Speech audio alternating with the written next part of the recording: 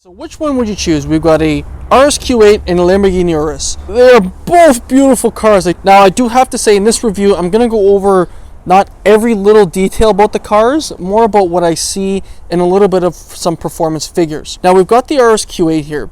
0 to 60, this is car and driver. They're saying that this one will reach 0 to 60 in 3.2 seconds.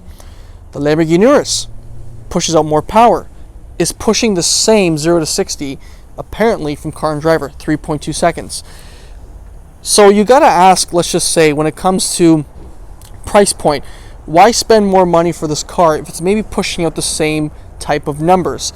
Now this one's pushing about 641 horsepower, this one's pushing 590. They both look different, I will admit that. They both look a lot different. However, is the price justified? Well, let's dive in. So let's start here with the Lamborghini Urus. We've got beautiful daytime running lights. We've got a big grille that is basically very wide.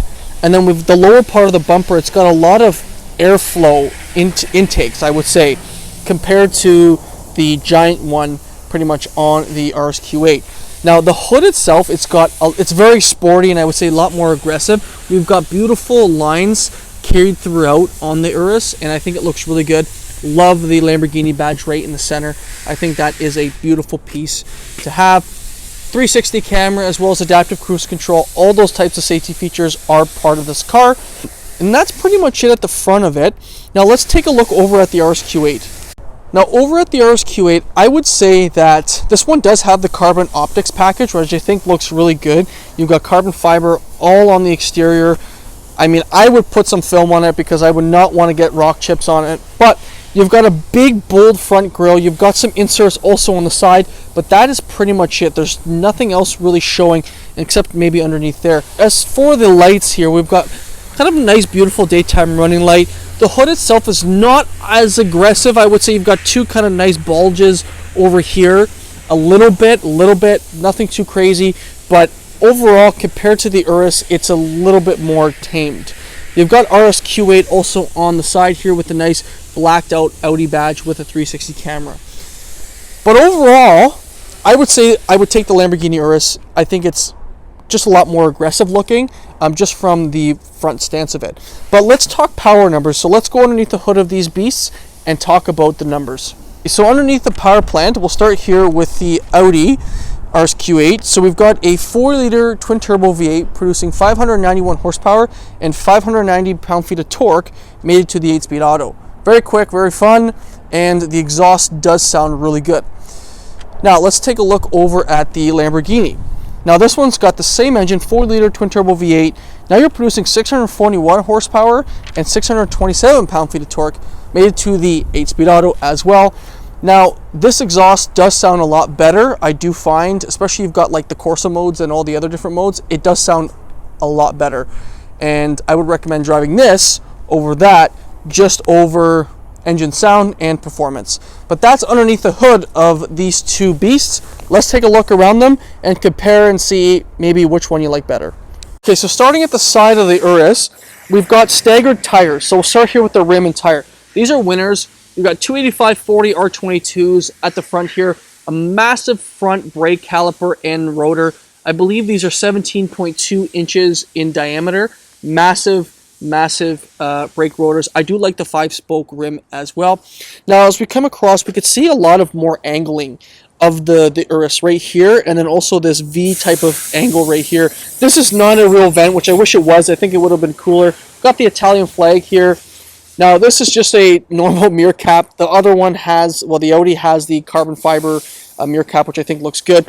But overall, I would say the stance of the Lamborghini Urus is just a lot more angles on this car, which I think looks really good.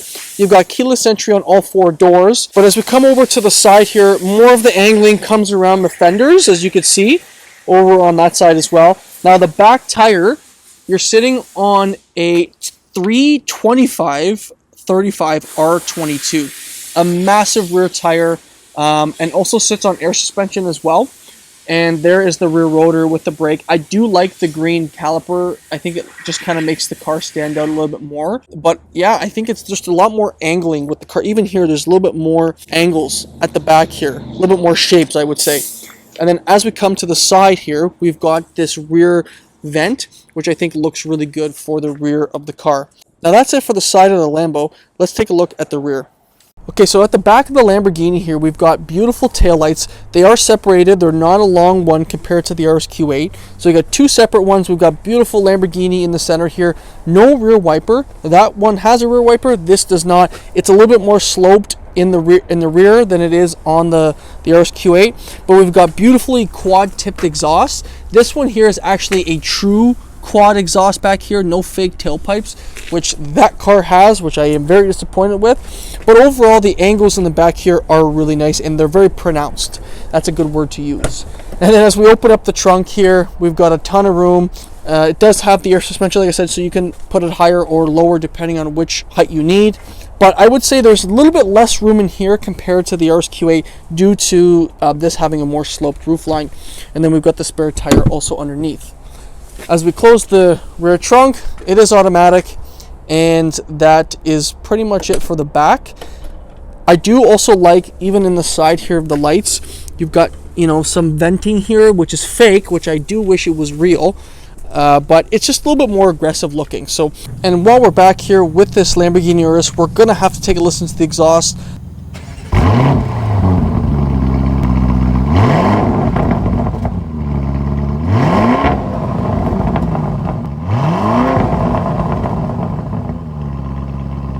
That's it for the back. Let's take a look over at the RS Q8. Starting with the side here, we've got massive tires. This here, the brakes themselves are the same. Now we're sitting on 295 35 R23s. It is an inch bigger rim, and I think they are absolutely gorgeous. I love the RS red brake caliper. I think it makes the car stand out a little bit more. But we don't have any venting here, like fake vents. It's just more straight. As you can see, the lines are not as angular than they are on the Urus, as we can see there. This one, like I said, does have the carbon fiber optics package, so it does have carbon fiber on the mirror. You've got the keyless entry on all four doors, and like I said, not as many angles as there are on the Urus. And then you've got the rear tire and rim. You've got the red brake caliper there. 295 35 R23s is the rear. And that is pretty much it for the side. Let's take a look at the rear here. Now coming across the back, we've got a big tail light in the rear. I do really like that massive one. I don't mind that one, but I think this one, in my opinion, is a little bit nicer. You've got the tail lights also on the side. RS Q8 badging on the left side. Carbon optics package gives you that rear or the lower carbon fiber, even here as well, with the black Audi badging. Now this is where I do have a complaint here with Audi, is this crappy setup here for the exhaust. I think it just looks so bad. Just put a bigger one, make it flush here in the rear, just so that it looks big, like, you know, looks good. I like this exit port. I just don't like the fact that there's two cheap tailpipes in the back there. I just don't think it looks that good. That's my one rant for the back here of the car. Now it does have some side vents on the side here that are fake, but I think it just looks a little bit more aggressive. Now as we open up the rear, in my eyes, it looks a little bit bigger. You do also have the, you know, air suspension that you can increase the height of it.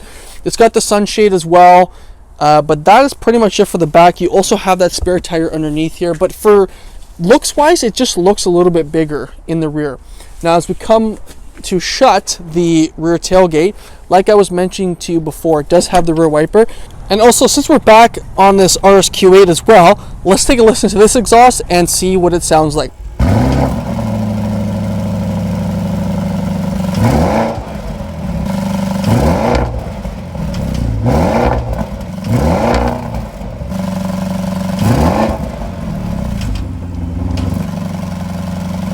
Now that's pretty much it for the back here. Let's take a look at the interiors of the cars and compare the two.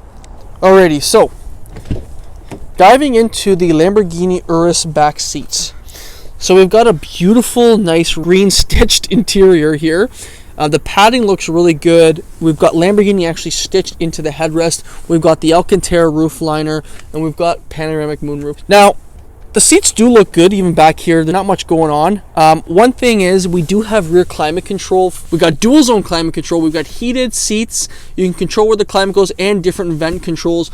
One thing that I'm surprised they didn't put back here is cooled ventilated seats. I'm surprised. Usually you're paying all this money, you'd get maybe cooled seats back here, but you don't. Now as we kind of exit and look at the door panel, the quality on the door panel looks really good. I kind of wish they did like a nice green stitching here. We've got like a brushed aluminum look, piano black kind of trim here. We've got a lock button here, no unlock, which is kind of weird. We've got your window control. This looks pretty good. And then all down here is nicely stitched. We've got the Bang & Olufsen. I do like the pattern that Lamborghini does here. And then we've got also Lamborghini here on the door sill. Now the seats do fold down and recline a little bit. Now you do also have nice like leather padding here, which I actually like as well. But that's pretty much it for the back here. Now let's take a look at the RS Q8 and compare the two. Alrighty, opening the back of the RS Q8 here. Now we've got basically the same seating. We don't have Lamborghini stitched in the headrest though. We've got RS here on the seat itself. The same pattern, material looks the same.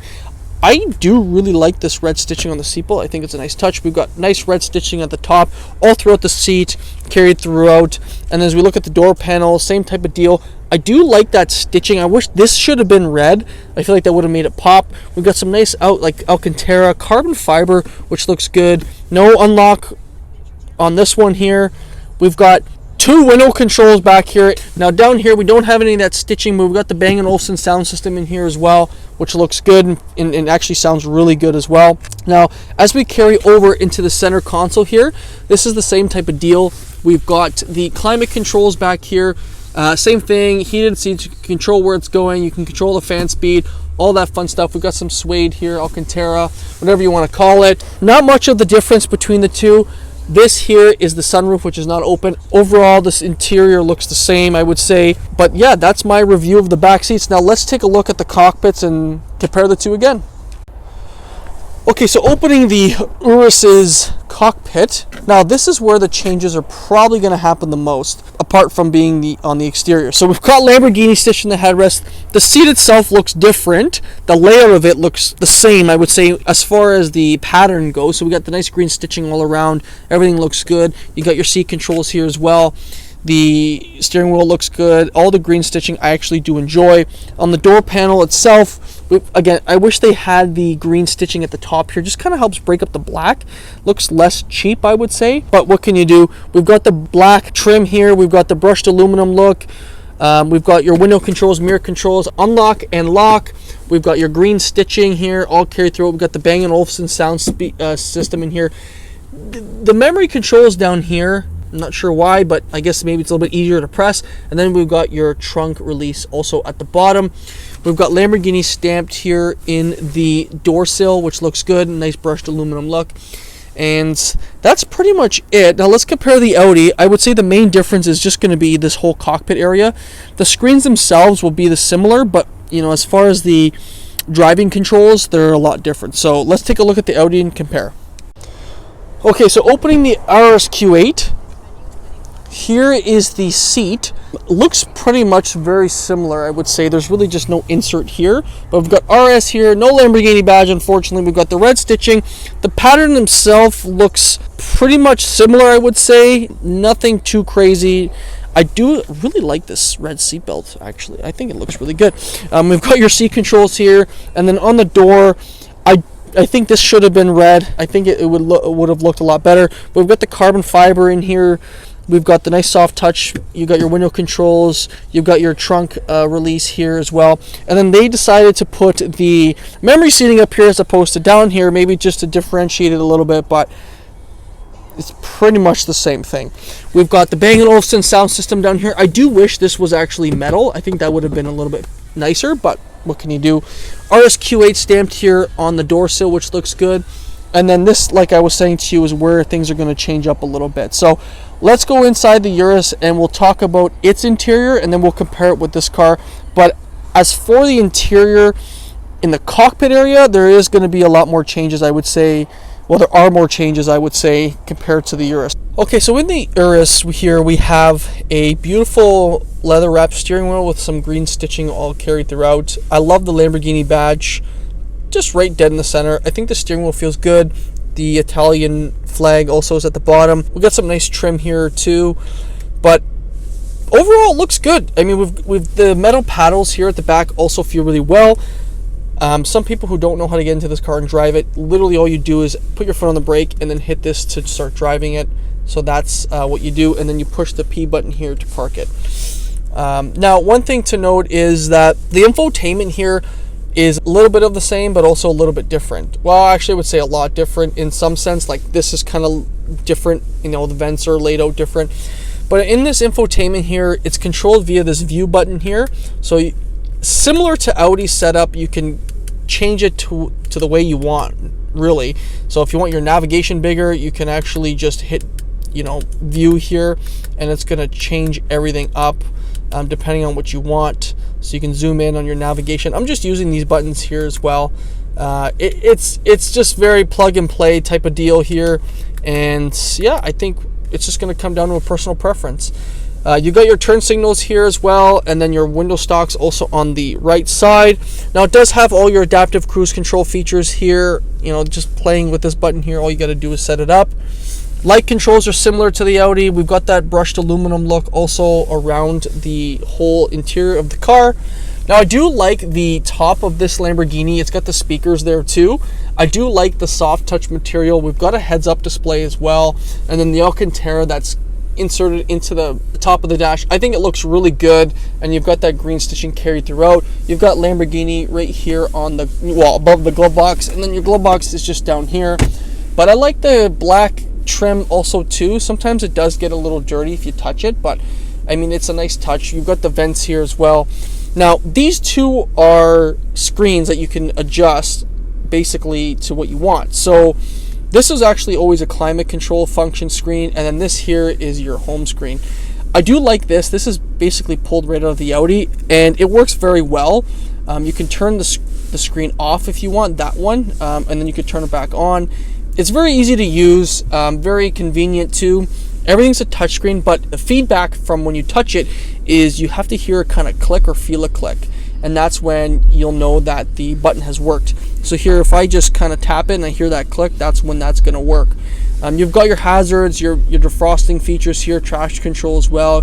This one's missing some buttons here, so there's nothing here really you can click, but the layout here is going to be different when I show you the RS Q8. But that's pretty much it here. You've got your navigation, your home button here. You've got, you know, Apple CarPlay, Android Auto. You can play around with it depending on what you want here. Same type of deal with a lot of cars. Now, this is where things are going to get a little different. You've got your different modes here. So all you do is just basically tap this down. Now, as you can kind of hear, the exhaust is opened up, and it does sound really good when you tap the throttle. And then you can just kind of go through them depending on which one you want. We're going to go back in Strada. To put it in reverse, put your foot on the brake, hit this down, and that will put you in reverse. Hit the P for park, and then M for manual mode. We'll close the cap there. This here is basically adjusting your suspension, your steering, and your drive mode, essentially. You've got smooth, you've got medium, and you've got supportive in each different mode. So I think that's a nice feature. You've got your 360 camera here. You've got your parking brake, auto hold function, two very small cup holders. And then as we come into the center here, we're going to pop this, and there is wireless charging and a little bit more room. And that is pretty much it. This is not two separate things. This is one giant thing. To my knowledge, I can't open both of them. If someone knows, let me know. But you've got a very small storage area here, which I'm surprised. Again, I wish they made it a little bit bigger. But that is pretty much it, everyone, in this Lamborghini Urus. Let's go take a look at that RS Q8 and see what's different. We're in the Audi RS Q8 interior. Now, as you can see, there's not too much here when it comes to your shifting. It's very easy to do. Now, the screens also are very similar. Like I was saying to you, you've got your climate control screen here, and then you've got your infotainment screen, and then also you've got your interior screen right in front of you, which you can control by using these buttons like in the Lamborghini Urus. Very easy to use. You use the arrows here. You can basically control what you want, when you want it, and how you want it. Very easy. I actually really like this screen here. I think it's pretty cool. You've got your RS button here as well. So this is basically your sport mode, if you will, which is nice, kind of opens up the exhaust a little bit more. Or you can use this drive select. So this drive select here will go into auto, comfort, all road, off road, and then dynamic as well. Now, going back to the steering wheel, the paddles do feel good. They're a lot smaller, I would say, than the Urus, but no biggie. It's not a big deal. We've got actually an Alcantara wheel with the red stitching carried through it, which I do like. I do like that. You've got your cruise control functions here. You're toggling for your turn signals and also your wipers on the right side. Same light controls as the Urus. Now up here too, we've got that heads-up display. Now the dash is a lot different. You don't see those speakers as you did in the Urus, but I don't mind this. I do wish that this was red.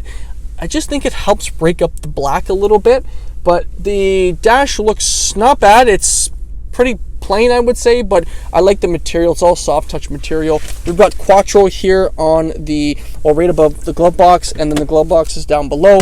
Now I do like that carbon fiber trim that's carried throughout the whole dash. I think that looks good. Your vents are up here too, and it's carried throughout also on the top. You don't have those massive 2-ins like the Lambo did. And then this is your infotainment, same type of deal. Just tap it, and then it's kind of, it's a touch screen essentially, and then you tap it, wait for that feedback to hit your finger, and then that means that the screen is working. So that's pretty much it. Climate control, again, heated ventilated seats, all that kind of stuff. You've got your 360 camera, which is pretty awesome. There's no cap, unfortunately, to lift up to hit your push button start, but it's not a huge deal. You've got your volume control on this side, and I do like this shifter, to be honest. When you have your hand on it, the Alcantara feels good. All you do is hit the side, and then you're in drive. Hit it all the way up for reverse. There's your camera, and then push P for park. You've got your electronic parking brake as well. Now the cup holders are bigger, I would say, in this one. I like the layout a little bit better. But that's where that is. And then as we come over to the glove, well, not the center console, you've got the same storage, I would say, same thing, but you've got the carbon fiber trim carried throughout the whole, I mean, underneath. And then that beautiful red stitching also carries, I don't know if you could see down here, that red stitching carries throughout, which I think looks good. And then that's pretty much it for the interior, everyone. I mean, what would you choose? Honestly, for the price point, I'd probably choose this one for half the price. I think the interior, I would say, in the Lamborghini is a lot nicer in a sense, but I also say that I don't think it's worth maybe $150,000 to $200,000 more. I think they're both beautiful. I think it's just going to come down to the personal preference of a person, but also their budget. But that's that, everyone, for the interiors. Let's go outside and give you my final thoughts. Alright everyone, so that concludes my review of these two sexy, beautiful cars. Let me know in the comments what you think about them too. Which one would you go with? Which one would you absolutely love to drive? I probably would take the Lamborghini to drive for sure over the RS Q8. However, for the price point that this one sits at, I just don't think it's worth it for me. Let me know what you guys think in the comments though, and we will see you in my next video. Cheers!